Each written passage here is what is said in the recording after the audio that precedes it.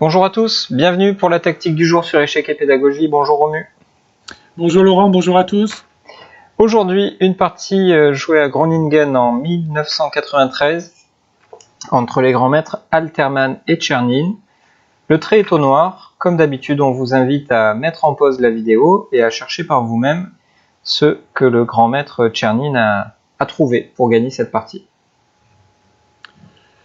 Donc comme d'habitude, on va essayer de décrire un peu la position pour nous aiguiller et essayer de trouver la bonne direction dans laquelle chercher la solution.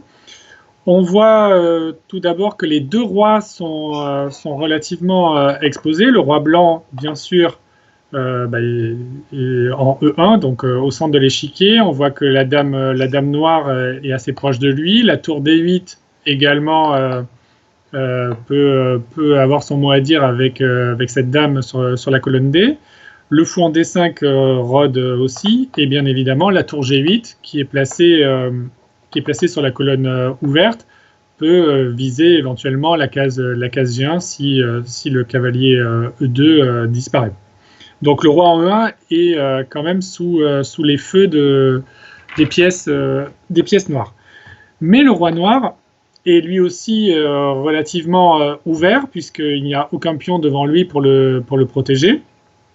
Donc on voit notamment que la dame en H4 peut basculer de l'autre côté de l'échiquier, notamment sur la case B4 pour faire un échec et essayer de pêcher en eau trouble et de s'en prendre à ce roi.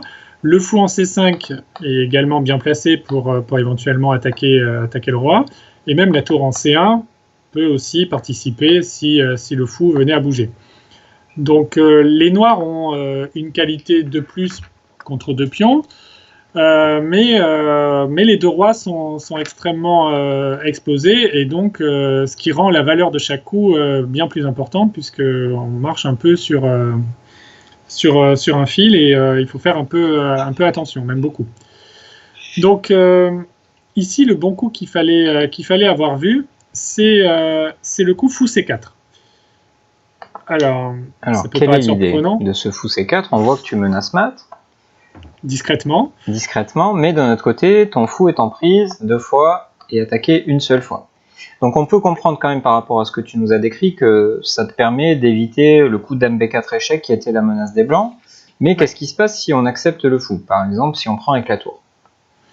Alors, donc l'idée de fou C4, en fait il y en a plusieurs. La première, donc c'est effectivement ce que tu as dit, de couper l'accès à la dame vers l'aile dame, pardon. Et la deuxième, c'est d'ouvrir la colonne D pour la tour D8. On en a parlé tout à l'heure, on a dit que la tour en D8 était relativement bien placée derrière sa dame, et donc pour qu'elle travaille ensemble, il fallait enlever le fou, et donc tant qu'à faire, on le fait avec une menace, donc fou C4. Et donc sur tour prend C4, la première rangée n'étant plus protégée, la case D1 devient accessible, et donc dame D1 mat. Ok, donc ça se termine tristement pour les blancs, qui vont du coup ne pas déplacer leur tour C1, et vont prendre plutôt avec la dame. Oui, donc ça c'est le coup naturel, bien sûr, puisque le fou devait être capturé, et donc les blancs prennent avec la dame de façon à toujours défendre la première rangée. Mais l'autre possibilité intéressante, c'est de continuer en faisant dame D2 échec. Donc, on a parlé de la case D1, mais la case D2 est aussi accessible. Donc là, ça force évidemment roi F1. Et on voit que ce roi commence à manquer d'air, puisque la colonne G lui est interdite à cause de la tour en G8. Et le cavalier E2 et le pion F2 l'empêchent de sortir sur la deuxième rangée. Donc c'est pas très difficile maintenant de voir que après dame D1, tour prend D1 est forcé, et tour prend D1, on fait une sorte de mat du couloir un peu bizarre, en tout cas assez efficace quand même. Ouais, c'est ça, très efficace. Et les blancs sont mat. Et les blancs sont mat. Alors, il y a peut-être une dernière question à se poser. Est-ce qu'il était possible de parer les menaces, notamment le mat en E2, sans prendre le fou? On pourrait penser à un coup comme dame H5 par exemple. Ouais, alors là je pense qu'il y aurait tour G1, on peut faire tour G1 joli. Je pense qu'il y a plusieurs gains, mais tour G1 c'est joli. Ouais, j'avais vu autre chose, mais ça c'est plus beau, ouais, en effet. cavalier prend G1 et dame F1 mat.